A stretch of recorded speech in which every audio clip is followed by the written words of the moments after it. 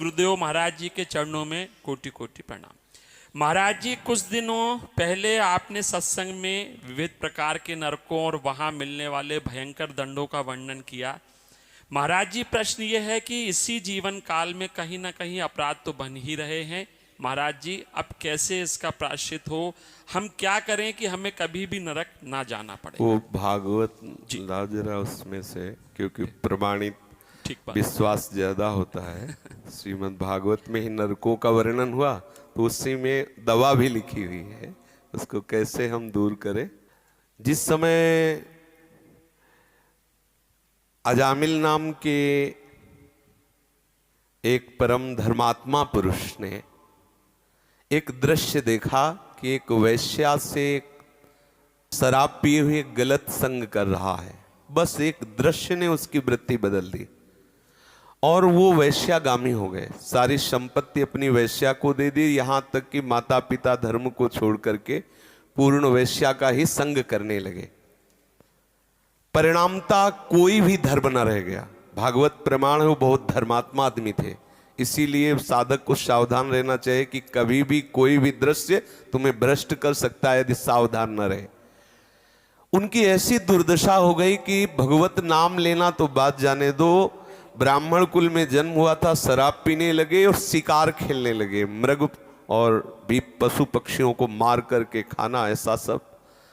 पर यदि कोई पहले धर्म से चलता है तो भगवान कृपा करते हैं और उसे अवसर देते हैं। तो संतों की एक मंडली गई तो गांव के लोग ने उपहास में कह दिया कि वो गांव से पूछा गांव के लोगों से कि कोई पवित्र ब्राह्मण हो तो उसके यहाँ रुक जाए, या कोई ऐसा धर्मात्मा, वहां बहुत बड़ा धर्मात्मा पवित्र जामिल है, ऐसा विनोद में उपहास करने के लिए संत मंडली को भेजा। जब वहां गए पूछा जामिल जी हैं क्या? बोले हाँ आते होंगे। तो देखा एक दो हिरन मारे हुए और एक मलिन वेश, देखने से ही लग रहा था कि ये पापी आदमी है, कहीं किंचन मात्र मुख में प्रसन्नता नहीं, तेज नहीं, आनंद नहीं। देखा तो उन्होंने कहा कि भैया हमें तो लोगों ने बताया कि आप पवित्र ब्राह्मण और धर्मात्मा, तो रो पड़ा। संत दर्शन से पातक नष्ट होते। उसने कहा महाराज क्या बताऊं, बहुत नीच आचरण करके आज मैं महान पापी हो चुका हूं। मैं शराब पीता हूं, जुआ खेलता हूं, हिंसा करता हूं, चोरी कर, जितने पाप है सब मैं करता हूं। क्या मेरा निस्तार हो सकता है? जैसा आपने कहा, कोई भी व्यक्ति ऐसा नहीं है छोड़ भगवान और भगवान के निज जन जो अवतार लिए हैं उनके सिवा जिनसे गलती न हो। शास्त्र कहता है नाही कश्चित क्षणमपि जातु तिष्ठत्य कर्म कृत कार्यते ह्रवशः कर्म गुणैः स्वाभाविकैर्बलात्। कोई एक क्षण भी बिना कर्म किए नहीं रह सकता, कोई भी।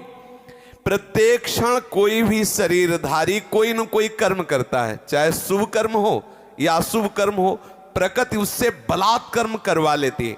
शास्त्र कह रहा है अब वो जिस स्वभाव का होता है वैसा उससे कर्म होता है। आसुरी स्वभाव का होता है तो पाप कर्म अधिक होते हैं, यदि दैवी स्वभाव का होता है तो उससे पुण्य कर्म होते हैं। पर होते दोनों से, क्योंकि शरीर पाप और पुण्य दोनों कर्मों से मिश्रित बना हुआ है। निश्चित है सबसे कुछ पाप होते हैं, सबसे कुछ पुण्य होते हैं। गलत संग हो जाए तो अधिक पाप हो जाते हैं और अच्छा संग हो जाए तो पुण्य अधिक हो जाते हैं। अधिक पुण्य वाला स्वर्ग जाता है और अधिक पाप वाला नरक जाता है। अजामिल जी से कहा तुम धैर्य धारण करो, चिंता तुम्हें करने की जरूरत नहीं। एक उपाय है, समस्त पापों का सांगोपांग नाश करने के लिए भगवान का एक नाम है, आप नाम जप करो। उनका ये मेरे से नहीं होने वाला। पापवंत कर सहज स्वभाव भजन मोर ते भाव न काओ। बोले मेरे से भजन नहीं हो सकता, पक्की बात है नहीं होगा। जिसका मलिन अंतःकरण हो गया वो भगवान नाम जप नहीं कर सकता। बोले तो एक बात करो, तुम्हारी पत्नी गर्भवती है, तुम्हारे अब बच्चा होने वाला है, ये आखिरी बच्चा है, इसका नाम तुम नारायण रख देना। बोले हाँ ये ठीक है। जब पुत्र हुआ उसका नाम नारायण रख दिया तो भगवत कृपा से उसको इतनी आसक्ति हो गई कि खाना पीना हर समय उसी बालक को तो नारायण नारायण पुकारना। देखो संतों के संग का प्रभाव देखो, जहां नाम जप के लिए साफ मना कर दिया था उसका नाम जप प्रारंभ, बेटा नारायण नारायण नारायण। कुछ समय बाद उसका अंतिम समय आया तो मृत्यु सैया में पड़ा हुआ था उसको याद उसी अपने बच्चे की आई। तो यमदूत आ चुके थे, भय से वो आक्रांत होकर व्याकुल होकर पुकारा नारायण बच्चे के लिए। जो ही इतना निकला तेवी भगवान के दिव्य पार्षद, नारायण नाम पूरा नहीं निकल पाया था और भगवान के पार्षद चतुर्भुज रूप धारण किए हुए गदा शंख चक्र और तलवार लिए हुए विराजमान हो, तुरंत यम पास काट दी और यम के दूतों को डांटा और कहा तुम इस निष्पाप पुरुष को दंड क्यों देते हो।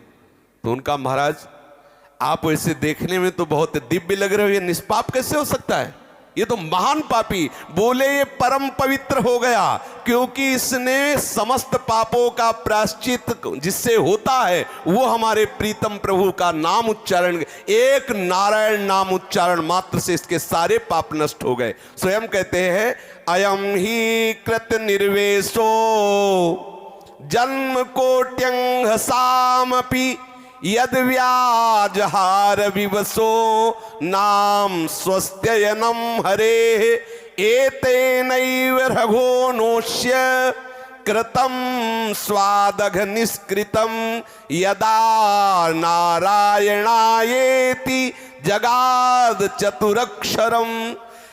यमदूतों एक जन्म नहीं, इसने करोड़ करोड़ जन्मों के पापों का प्रायश्चित कर लिया क्योंकि इसने श्रद्धा से नहीं, भगवत भाव से नहीं, पुत्र के ब्याज से, पुत्र के बहाने से नारायण नाम लिया।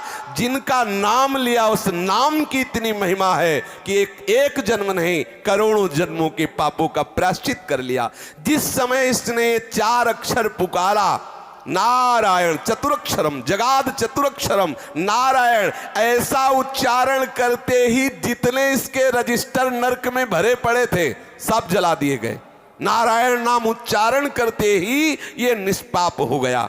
तो बोले महाराज कौन कौन से पापी पवित्र हो सकते हैं।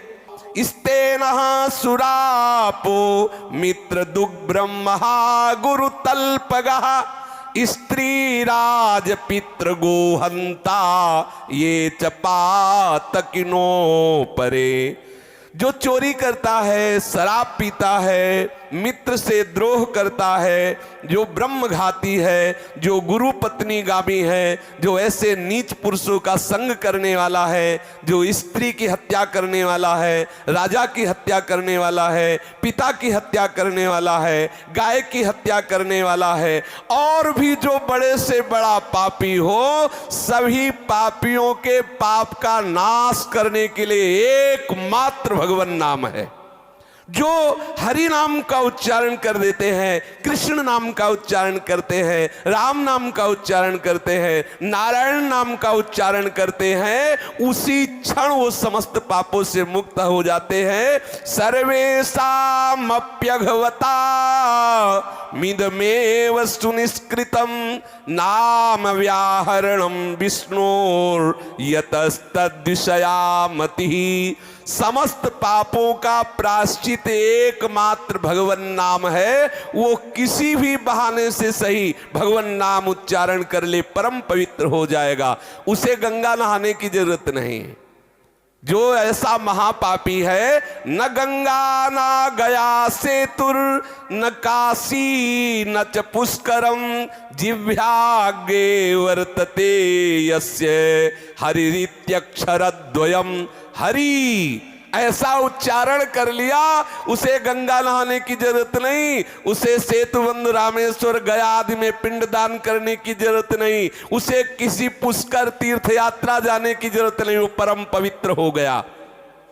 ऋग्वेदोऽथ यजुर्वेदः सामवेदो अथर्वणः अधीतास्तेन येनोक्तम हरिरित्यक्षरद्वयम्। जिसने पुकारा हरि, उसको वेद पढ़ने की जरूरत नहीं, ऋग्वेद सामवेद अथर्ववेद सब वेदों के पाठ का उसे फल मिल गया। और बोले प्राण प्रयाण पाथेयम संसार व्याधि भेषजम दुख क्लेश परित्राणम हरिरित्यक्षरद्वयम। जिसने हरि ऐसा उच्चारण कर लिया तो प्राण छोड़कर जो यात्रा होनी उसके लिए उसने पूर्ण व्यवस्था तैयार कर ली।